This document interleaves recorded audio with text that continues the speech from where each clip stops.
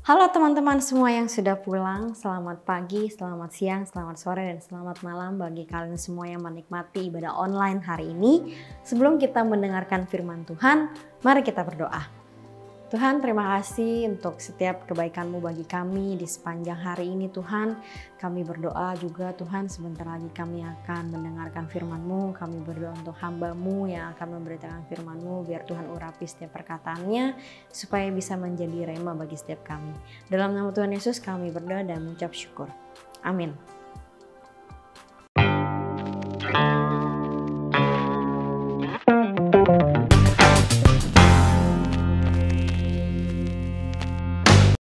Ya, selamat datang di bulan Desember. Kita udah masuk bulan yang baru dan kita sudah ada tema yang baru lagi.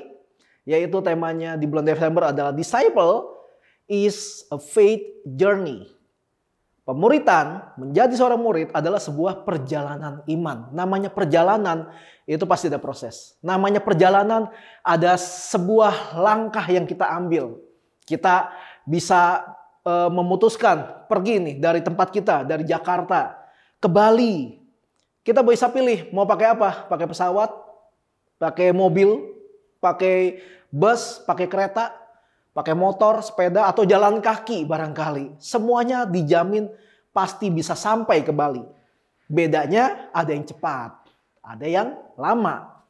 Yang cepat pakai pesawat terbang, biayanya otomatis lebih mahal daripada kalau kita memutuskan untuk naik mobil sendiri gitu, nyetir sendiri. Itu akan lebih murah kalau kita ngomong harganya. Nah, sama seperti perjalanan iman. Kadang-kadang kita mau ngambil sebuah tindakan, kita mau ngambil sebuah keputusan, itu ada harga yang harus kita bayar. Ada langkah yang harus kita ambil sebagai anak Tuhan. Dan bulan ini kita akan belajar tentang bagaimana perjalanan iman sebagai seorang murid atau sebagai seorang disciple gitu. Kita bisa lihat dalam firman Tuhan dalam Matius pasal ke-28 ayat yang ke-20. Demikian firman Tuhan. Dan ajarlah mereka melakukan segala sesuatu yang telah kuperintahkan kepadamu, dan ketahuilah aku menyertai kamu senantiasa sampai kepada akhir zaman. Kalau kita lihat bagian pertamanya dalam terjemahan King James Version itu dibilang gini, teaching them to observe. Observe, untuk mengamati, untuk mengobservasi gitu, untuk memantau, untuk melihat gitu. Jadi nggak cuma mengajar dalam sebuah teori gitu. Kamu harus begini. Kalau kamu mau berkenan di hati Tuhan, kamu harus begini, kamu harus begitu, dan demikian sebagainya gitu. Nggak cuma begitu, tapi juga di-observe. Kita yang sudah dipercayakan Tuhan untuk memiliki anak-anak rohani yang dibina. Nggak cuma, kamu tuh harus begini, kamu tuh gini, kamu tuh gini. Nggak. Tapi kita juga harus observe. Kita harus memantau orang-orang yang kita bimbing, orang-orang yang kita lihat. Itu. Kalian yang punya karyawan mungkin, atau punya katakanlah junior di tempat kerja kalian. Kan kalian harus memantau mereka, kerjanya bener nggak nih? Mereka kerjanya main-main atau di depan kita sopan, hormat, tapi di belakang nggak karu-karuan gitu kan, dia harus diobserve. Itu akan menjadi sebuah penilaian atau pertimbangan kita, apakah ini orang masih mau tetap dipakai di tempat di mana mereka bekerja atau enggak. Jadi gitu, diobserve, diajar. Dan ajar, ketika kita berbicara tentang mengajar, otomatis ada yang seorang guru, ada yang diajar, ada yang namanya murid gitu ya. Tanpa dimuridkan, tidak mungkin ada orang yang berkenan di hadapan Tuhan. Kenapa begitu? Karena tidak ada kebenaran dalam orang itu. Dan untuk mendapatkan kebenaran itu hanya bisa melalui pemuritan. Karena di dalam pemuritan itulah banyak pemimpin gereja membagikan kebenaran. Orang suka bilang definisikan kebenaran. Nggak bisa, karena kebenaran itu bukan apa.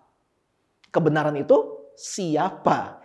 Yesus bilang dalam Injil Yohanes, akulah jalan dan kebenaran dan hidup. Jadi kebenaran itu adalah Yesus sendiri.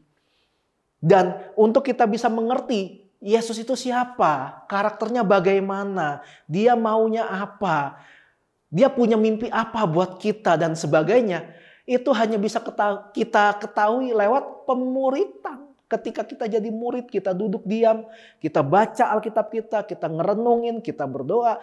Dari situlah kita baru bisa mengenal siapa Yesus. Makanya kenapa tanpa pemuridan tidak ada orang yang bisa berkenan di hadapan Tuhan. Kenapa? Di dalamnya tidak ada kebenaran. Dengan kata lain, kalau orang tidak ada kebenaran dalam hidupnya, orang itu sama saja tidak ada Kristus dalam dirinya. 12 rasul yang kita kenal nih, 12 rasul, 12 murid utama Yesus. Itu juga melalui proses pemuridan. Awalnya kan nggak 12, awalnya kan ada ratusan, lebih dari 300 murid. Yesus ngajarin semuanya. Begini, begitu, dan sebagainya gitu. Ajaran-ajaran tentang ucapan bahagia, ajaran tentang doa Bapa kami. Ajaran-ajaran tentang celakalah kamu yang hari ini kaya, dan hari ini tertawa, dan sebagainya. Yesus ngajarin itu semua. Dan Yesus melihat, Yesus observe, Yesus memantau mereka. Yang serius yang mana? Akhirnya dapatlah 12 murid ini. Yudas Iskariot, walaupun ujung-ujungnya dia berkhianat, sebenarnya dia juga salah satu orang yang Yesus pandang sebagai orang yang serius mengikut Tuhan. Makanya dipilih jadi 12 rasul. Ya kita nggak bisa ngomong ujungnya seperti apa. Karena ketika dipilih memang ada kualifikasinya seperti apa. Tapi mungkin lewat proses berjalannya waktu ada sikap hati yang berubah, dan itu bisa terjadi oleh siapa aja dan kapan aja gitu. Nah, 12 rasul itu pun melalui proses pemuridan. Nggak mungkin tiba-tiba ada orang entah bagaimana, terus Yesus bilang, ikut gue yuk jadi rasul. Nggak gitu. Nggak begitu. Dididik dulu, dimuridkan, diajar seperti itu. Ini akhirnya membuat sebuah konsep. Bagaimana sih seharusnya gereja kalau sedang memilih pengurus? Jangan orang yang baru bertobat langsung, udahlah kamu pelayanan aja lah, jadi pengurus, jadi wakil ketua. Wah, bisa kacau. Nggak tahu apa-apa gitu tentang firman Tuhan, nggak tahu apa-apa tentang Alkitab. Terus selalu dilibatkan dalam pertemuan penting. Akhirnya nanti ketika dia diberikan satu kuasa untuk mengambil keputusan untuk gereja, keputusan yang diambil bukan berdasarkan firman Tuhan, tapi berdasarkan pengalaman dia atau perasaan dia. Dan itu belum tentu Alkitabiah yang diambil. Bisa jadi karena udahlah kasihan gitu loh. Bukan kasih Tuhan. Siapa sih yang sebenarnya harus dimuridkan pertama kali? Yang harus banget nih untuk dimuridkan pertama kali, yang wajib banget. Ya calon pemimpin. Calon pemimpin harus dimuridkan supaya mereka bisa mempunyai kualifikasi sebagai seorang pemimpin. Ketika mereka dimuridkan dan mereka memiliki pengetahuan yang cukup, mereka punya kemampuan atau ilmu pengetahuan yang cukup tentang Alkitab, mereka belajar untuk kembali memuridkan. Jadi kita semua ini pada dasarnya ketika kita mengikut Kristus, kita ini dimuridkan untuk memuridkan. Jadi jangan berhenti terima ilmu, tapi nggak mau dibagiin. Jangan begitu. Bukan seperti itu konsep dari Injil Kerajaan Allah. Kita dimuridkan untuk memuridkan. Sama. Biasanya orang lebih suka perkataan ini. Kita diberkati untuk memberkati. Kesannya kayak lebih enak gitu loh. Ada berkat, berkat gitu. Tapi giliran dimuridkan, gak mau memuridkan. Gue belum gak bisa, ngomong aja gagap. Justru karena itu ketika dimuridkan, belajar untuk berbicara. Jangan setiap kali ditanya, ayo coba jelaskan ini. Diam, terus nggak tahu. Ya jadi ada yang salah gitu loh. Kata murid dalam perjanjian baru itu menggunakan bahasa Yunani yang berbunyi matetes. Artinya lebih dari sekedar murid atau lebih dari sekedar pelajar, itu matetes. Jadi bukan cuma siswa, jadi bukan cuma sekedar siswa atau bukan sekedar student gitu loh. Bukan, tapi murid itu lebih daripada siswa, lebih daripada orang yang datang ke sekolah, duduk, belajar, kerjain PR, ujian, dapat nilai. Enggak. Murid adalah seseorang yang sepenuhnya mengikuti ajaran dari orang yang mereka ikuti. Jadi kalau kita mengikut Kristus, kita adalah seorang matetes harusnya. Seorang murid, disciple yang mengambil keputusan untuk sepenuhnya mengikuti apa yang Yesus ajarkan. Yesus ngomongin apa aja sih? Yesus bilang kasihilah Tuhan Allahmu dengan segenap hatimu, segenap akal budimu, segenap jiwamu, segenap kekuatanmu. Itu yang pertama. Yang kedua yang sama dengan itu, kasihilah sesamamu manusia seperti kamu mengasihi dirimu sendiri. Kita harus ikuti itu. Yesus bilang apa lagi? Pikulah kuk yang daripadaku. Pikul. Yesus bilang sangkal diri, pikul salib, ya ikut. Dan Yesus pun udah memberi contohnya itu. Nah itu yang namanya murid. Kalau orang yang cuma datang, dengar khotbah, belajar, ya ikut pendalaman Alkitab, tapi nggak pernah melakukan apa-apa lagi gitu. Ya orang itu hanya cuma siswa yang tidak akan pernah disaring untuk memiliki tempat yang lebih dari seorang pendengar. Dan kita tahu menjadi pendengar aja nggak cukup. Sayang banget. Kita harus jadi pelaku. Kalau cuma pendengar aja nggak ada gunanya. Kita harus jadi pelaku, harus melakukan apa yang firman Tuhan katakan. Yesus sendiri itu nggak pernah memakai istilah Kristen kepada pengikutnya. Bahkan rasul-rasul di perjanjian baru, di kisah para rasul, itu nggak pernah menyebut pengikut Kristus dengan sebutan Kristen. Mereka memakai kata-kata murid, orang-orang kudus, atau saudara-saudara. Itu yang mereka pakai. Kristen itu gimana dong? Kristen itu adalah sebuah kata ejekan yang diberikan oleh pengikut Kristus oleh orang-orang yang ada di Antioquia. Ini sama aja kayak bercandaan waktu masih sekolah ya. Kalau masih ada yang sekolah mungkin ada yang melakukan ini. Di mana kalian memanggil teman kalian pakai nama bapaknya gitu. Atau pakai nama mamanya. Jadi bukan nama aslinya. Ya kayak gitu. Kristen itu awalnya sebuah ledekan, ejekan gitu loh. Walaupun artinya bagus ya Kristennya. Kristen itu maksudnya Kris itu Kristus. Akhiran en itu artinya pengikut. Maksudnya Kristen itu pengikut Kristus gitu. Harusnya gitu. Tapi awalnya kata Kristen ini sebenarnya ledekan gitu. Ejekan aja. Dan kita lihat lagi dalam firman Tuhan di Lukas pasal 14 ayat ke-26. Dikatakan, jikalau seorang datang kepadaku dan ia tidak membenci bapaknya, ibunya, istrinya, anak-anaknya, saudara-saudaranya, laki-laki atau perempuan, bahkan nyawanya sendiri, ia tidak dapat menjadi muridku. Jangan terpatok hanya dengan kata membenci. Kita harus ngerti dulu maksudnya apa, konteksnya apa. Kalau ada orang yang mengaku dia itu adalah pengikut Kristus, dia bilang, gua Kristen, gua cinta Tuhan.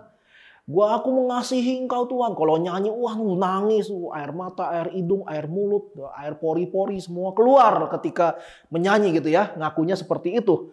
Tapi dalam hidupnya ada hal-hal yang dinilai lebih tinggi daripada taat kepada Tuhan. Ada hal-hal yang membuat dia lebih oke dan dia bisa membatalkan atau mengingkari janji sebagai pengikut Kristus karena hal lain ini, hal yang lain ini loh. Ya oke deh, sorry deh. Tadi gua ada janji sih buat ke gereja, tadi gua janji sih buat pelayanan, tapi nggak apa-apa lah, bisa gua cancel lah, gampang lah. Gereja bisa ngerti lah, Tuhan Yesus bisa ngerti lah. Ya udah ya. Ada hal lain yang membuat dia menomorduakan Tuhan dalam hidupnya. Nah, orang seperti ini yang dikatakan orang itu tidak dapat menjadi muridku. Bukannya Yesus tolak, enggak, Yesus enggak nolak. Cuma Yesus bilang orang seperti ini enggak akan bisa menjalankan apa yang menjadi perintah Kristus. Kenapa? Ada hal lain yang membuat dia gampang meninggalkan ibadah. Gampang meninggalkan tanggung jawabnya sebagai orang percaya. Kenapa? Karena ada hal lain yang membuat dia lebih mengutamakan hal ini daripada Tuhan. Makanya Yesus bilang, barang siapa tidak membenci ayahnya, ibunya. Maksudnya arti dari membenci itu seperti itu. Maksudnya mereka itu nggak bisa lebih tinggi daripada Tuhan itu sendiri. Yesus bukannya nolak ya.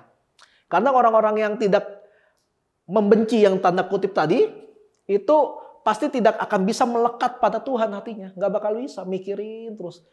Pelayanan tapi abis berantem sama pacar. Lagi pelayanan nggak konsen. Aduh pacar gue gimana sakit hati. Tapi lagi pelayanan gitu. Singer mungkin. Atau main musik gitu. Akhirnya dia mendua hati. Nah itu yang nggak bisa. Pelayanannya akan menjadi bau gitu loh di hadapan Tuhan. Tuhan nggak berkenan gitu. Karena ada suara yang lebih mereka dengar daripada suara Tuhan. Saya harap sampai sini semua mengerti. Yang mengerti katakan amin. Saya dengarnya pakai iman aja ya.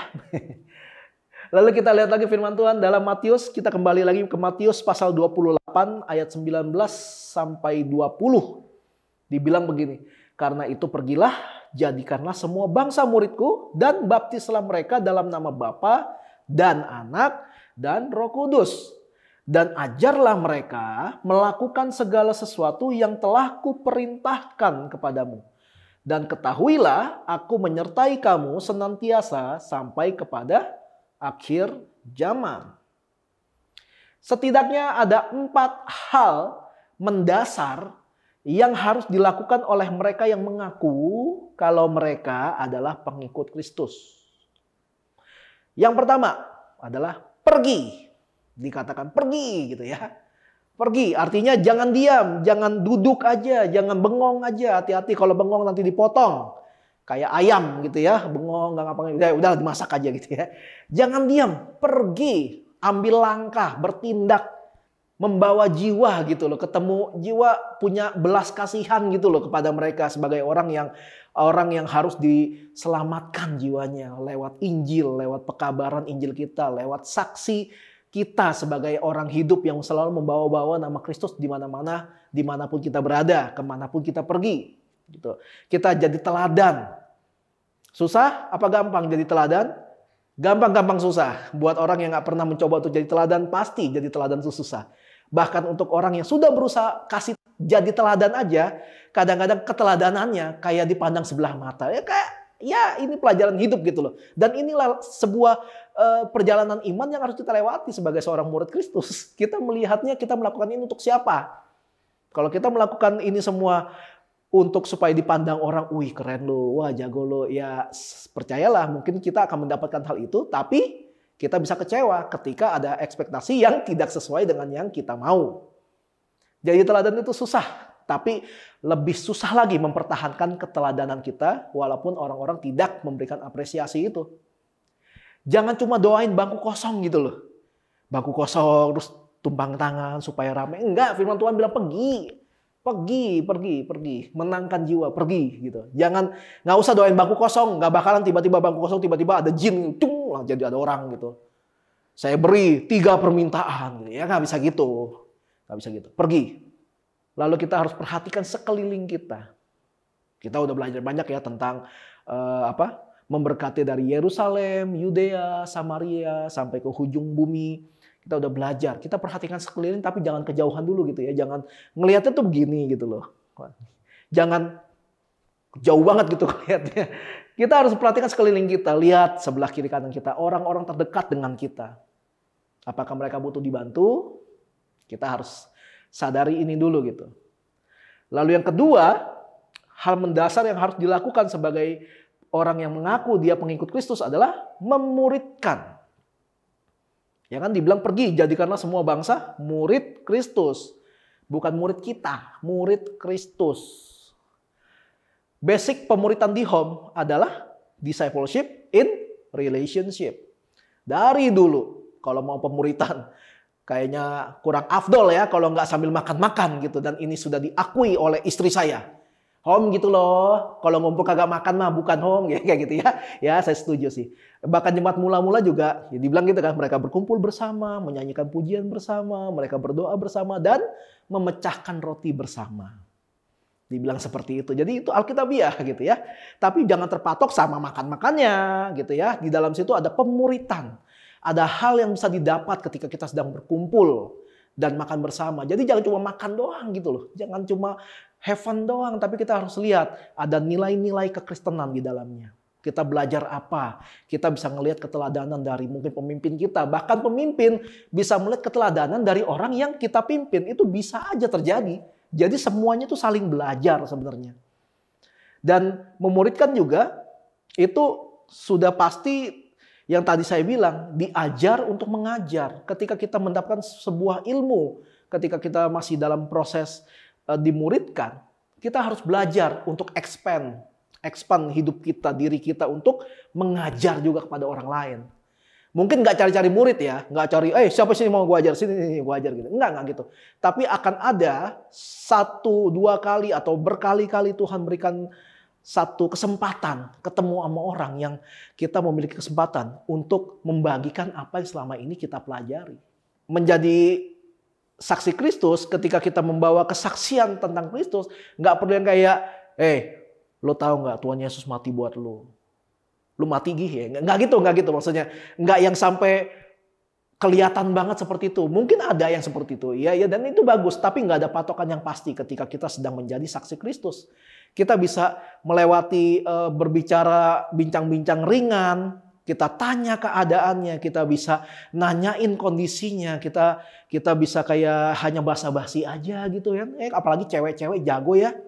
Pernah ada survei dalam satu ruangan, dimasukkan 20 pria dalam satu ruangan. Lalu yang disurvei adalah kira-kira berapa lama dari mereka berkumpul sampai ada pembicaraan.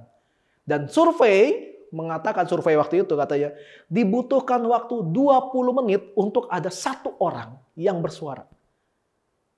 Buat nanya, yo bro, kenalin gue nih. Lu siapa? Oh, kerja di mana? Kayak gitu, butuh 20 menit. Lalu ruangannya dikosongin, dan dibalik, dimasukkan 20 wanita yang tidak saling kenal.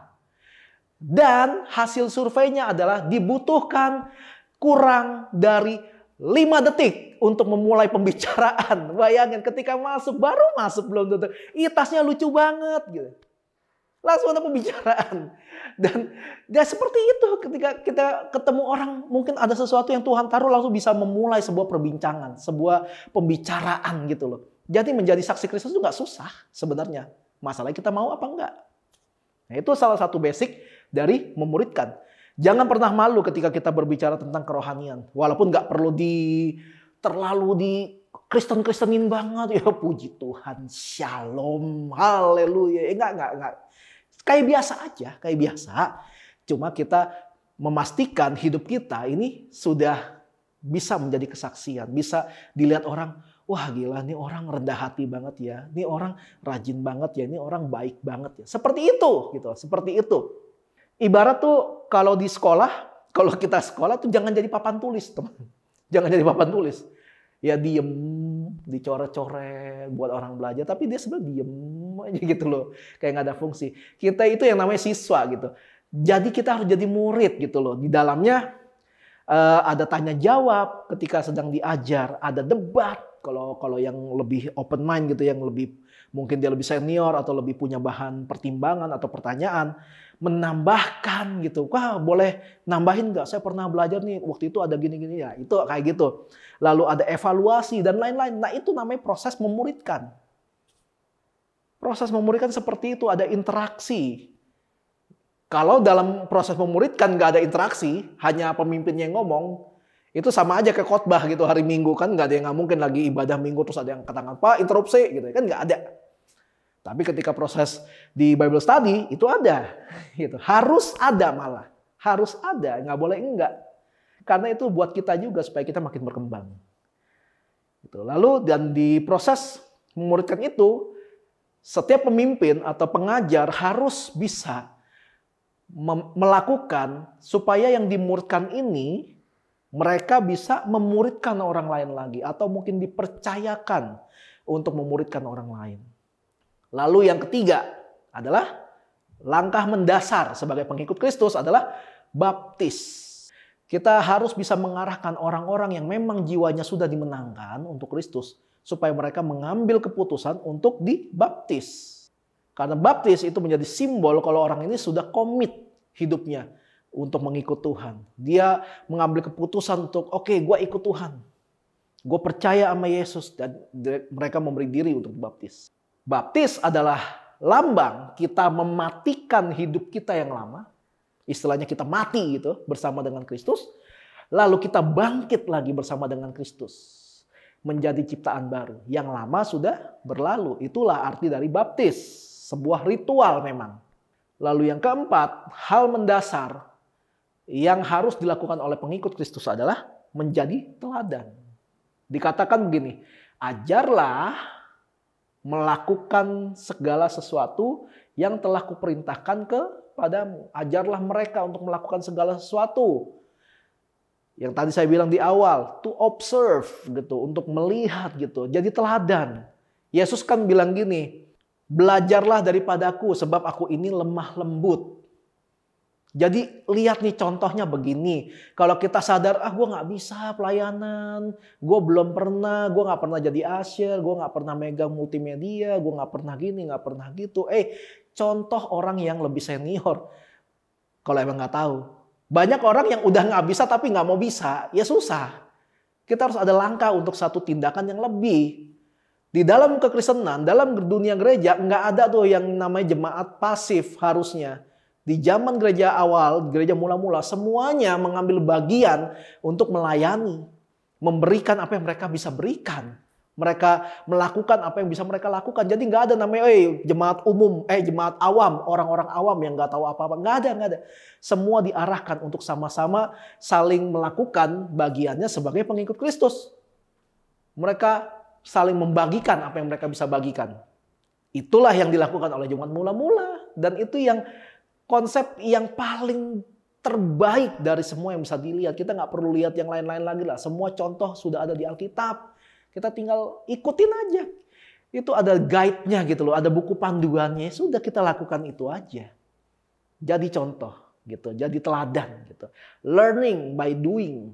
Kita belajar caranya sambil melakukan. Sambil melakukan mungkin kita akan bikin kesalahan.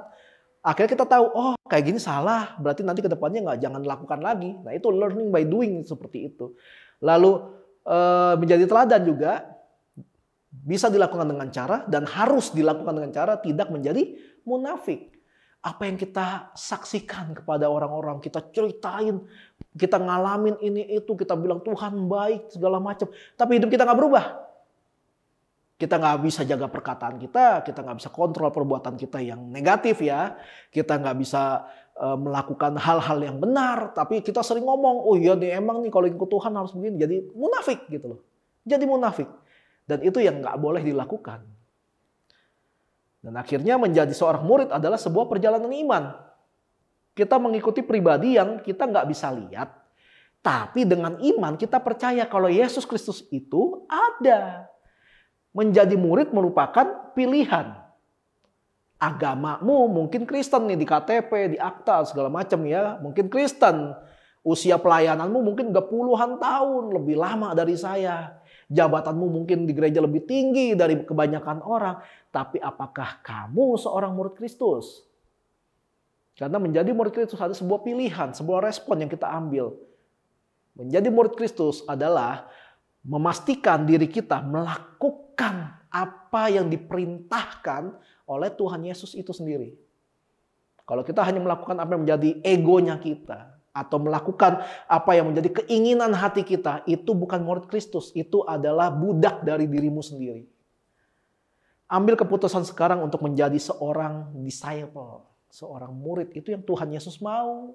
Bahkan dalam Injil Yohanes dikatakan begini, Injil Yohanes pasal 13 ayat 35 dikatakan, dengan demikian semua orang akan tahu bahwa kamu adalah murid-muridku, yaitu jikalau kamu saling mengasihi. Jadi ada patokan yang jelas gitu bagaimana seseorang itu bisa disebut murid Kristus. Kalau kita isinya kayak saling membenci, saling menekan orang, saling mengintimidasi, ya itu bukan murid Kristus. Itu budak atas dosa, masih belum lepas dari dosa. Kristen sih, pelayanan sih, rajin ke gereja sih, tapi bukan murid Kristus.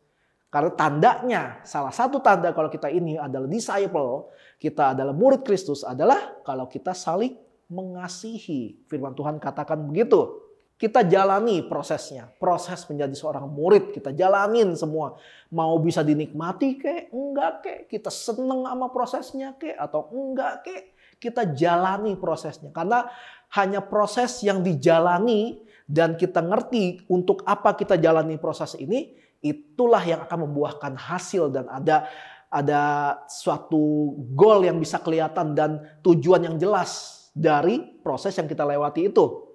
Kita juga harus belajar taat, belajar merendahkan diri. Kadang-kadang ego kita tinggi banget, kita belajar untuk merendahkan diri. Walaupun kita nggak salah. Kita nggak salah loh, dia yang salah loh. Tapi ada kalanya kita belajar untuk merendahkan diri. Ya udah biarin lah, urusan dia lah. Ada kalanya seperti itu. Kita juga belajar untuk tunduk. Tunduk sama siapa sih? Sama otoritas lah, mau sama siapa lagi. Kita bukan mentuhankan pemimpin kita, enggak. Tapi kadangkala ada banyak orang yang merasa dirinya lebih pintar daripada pemimpinnya. Ada orang yang merasa dirinya lebih baik dari pemimpinnya. Sehingga dia merasa nggak perlu menghormati pemimpinnya. Itu pun salah. Dan lucunya orang seperti ini nggak pengen jadi pemimpin. Pengennya merendahkan pemimpin. Nah ini yang bahaya. Ini bukan murid Kristus. Kemudian setelah itu kita harus mendapatkan perjalanan iman bersama dengan Kristus. Perjalanan iman adalah sebuah perjalanan hidup yang bisa membuka mata kita tentang kebenaran firman Tuhan. Saya kalau dihitung itu mungkin sudah 27 tahun pelayanan di dunia gereja dari tahun 1994. Sudah 27 tahun saya melayani Tuhan. Udah banyak banget yang saya lakukan untuk pelayanan, udah banyak sakit hati yang saya terima, udah banyak juga pujian yang saya terima, walaupun banyak kan sakit hatinya ya.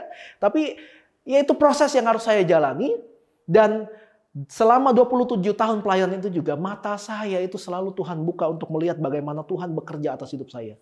Berapa kali saya lihat Tuhan membela hidup saya, walaupun saya tahu itu gue nggak salah, tapi gue difitnah, gue dijelekin, gue dihina, dan banyak orang dikumpulin hanya untuk ngejatohin saya. Saya udah ngelihat itu semua, dan saya juga melihat pembelaan yang dari Tuhan.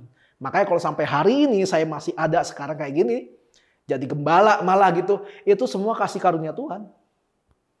Beban nggak? Ya mungkin beban, tapi saya bersuka cita untuk bisa mengambil beban ini sebagai perpanjangan tangan Tuhan sebagai gembala tempat ini. Dan bagaimanapun susahnya, karena ini Tuhan yang minta, saya ini hamba, saya cuma bisa bilang siap bos. Ngapain lagi bos? Siap gitu. Hamba selalu siap, harus siap gitu.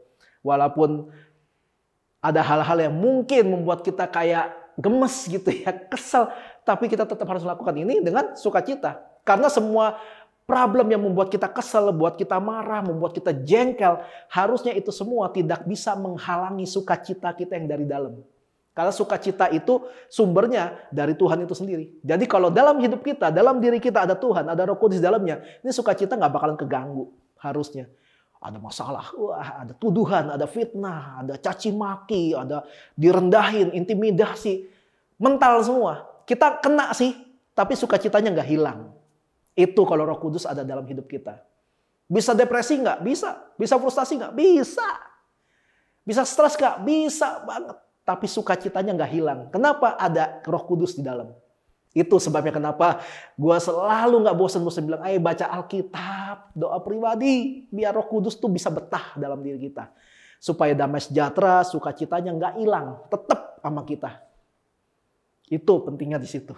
Apa yang kita baca di Alkitab, ketika kita melakukan perjalanan iman, kita melakukan tanggung jawab kita sebagai disciple, apa yang kita baca tuh, ayat-ayat yang pernah kita baca di Alkitab, satu persatu akan dibukakan untuk kita. Lewat bukti-bukti hidup selama kita taat sebagai seorang murid. Kita akan lihat tuh, apa sih maksudnya carilah dahulu kerajaan Allah dan kebenarannya. Tuhan akan bukakan dan kita akan mengerti, akan memahami ayat itu dalam hal proses yang kita lalui bersama dengan Tuhan. Kita bisa mengerti banyak hal, oh pantesan ayat ini ngomong kayak gini, ternyata begini maksudnya. Orang yang gak punya pengalaman bersama Tuhan, ya jelas gak akan pernah mengerti isi firman Tuhan. Orang dia gak pernah ngalamin, gimana mau ngerti? Kita kalau punya mainan, game, gitu Nintendo katakan, atau manual book kamera, atau manual book apapun lah. Kita gak akan pernah tahu, ini buat apa ya? Ditulis sih, tapi kita gak pernah otak-atik alatnya. Kita gak pernah berusaha ngebuka. iPhone yang baru beli misalnya. Kita lihat, waduh iPhone 13 ada manual booknya. Cara untuk magnifier screenshot adalah dengan cara gini. Tapi iPhone-nya sendiri nggak pernah kita buka. Ya kita nggak akan pernah melihat itu. Ya dalam bahasa rohani kita tidak akan pernah mengalami screenshot yang bisa di magnifier gitu. Kayak begitu gitu loh. Ya ketika kita baca manual booknya, kita buka juga alatnya. Sama ketika kita baca manual book hidup kita, yaitu Alkitab, kita jalani hidup kita, baru kita bisa tahu apa yang sebenarnya yang dimaksud oleh manual book ini dalam hidup kita. Ya gimana kita mau tahu kalau kita nggak pernah jalanin, kita nggak pernah melakukan, kita nggak pernah membuka diri kita, membuka hidup kita, kita otak-atik hidup kita. Mungkin ada bagian-bagian tertentu dalam hidup kita yang harus di-push gitu. Harus dipencet, harus diaktifkan atau harus dinonaktifkan. Seperti itu. Dan iman kita, kalau kita melakukan perjalanan iman bersama Tuhan sebagai seorang disciple, iman kita akan dibuat jadi kuat, jadi kokoh gitu, kayak semen 3 roda gitu ya. Sehingga mau ada badai hidup sekuat apapun, ada badai gitu ya, badai topan, badai besar, badai krispatih ya barangkali. Apapun, badai itu datang sih nerpa kita, tapi hanya mampu membuat kita goyang. Tapi nggak akan bisa membuat kita roboh atau ambruk. Goyang tetap, waduh goyang nih, wah ada badai nih, wah goyang nih. Tapi nggak akan membuat kita jadi hancur. Itu kalau kita memiliki Roh Kudus dalam hidup kita dan kita melakukan tugas kita sebagai seorang disciple, murid Kristus. Karena menjadi murid Kristus adalah sebuah perjalanan iman. Disciple is a faith journey. Amin. Mari kita mempersiapkan diri untuk perjamuan kudus. Kita angkat roti di tangan kanan kita. Demikian firman Tuhan, sebab apa yang telah kuteruskan kepadamu telah aku terima dari Tuhan, yaitu bahwa Tuhan Yesus pada malam waktu ia diserahkan, ia mengambil roti dan sudah itu ia mengucap syukur atasnya, ia memecah-mecahkannya dan berkata, inilah tubuhku yang diserahkan bagi kamu, perbuatlah ini menjadi peringatan akan aku. Yang percaya kalau roti di tangan kita ini adalah lambang persekutuan kita dengan tubuh Kristus, kita makan dalam nama Tuhan Yesus. Mari kita angkat anggur di tangan kanan kita. Demikian juga ia mengambil cawan sesudah makan lalu berkata, cawan ini adalah perjanjian baru yang dimateraikan oleh darahku. Perbuatlah ini setiap kali kamu meminumnya menjadi peringatan akan aku. Yang percaya kalau anggur di tangan kita ini adalah lambang persekutuan kita dengan darah Kristus, kita minum dalam nama Tuhan Yesus. Mari anak-anak yang disayang Tuhan, mari kita nyanyikan doa berkat. Tuhan memberkatimu. Tuhan melindungimu. Dia menyinarimu dengan wajahnya dan memberikan kasih karunia.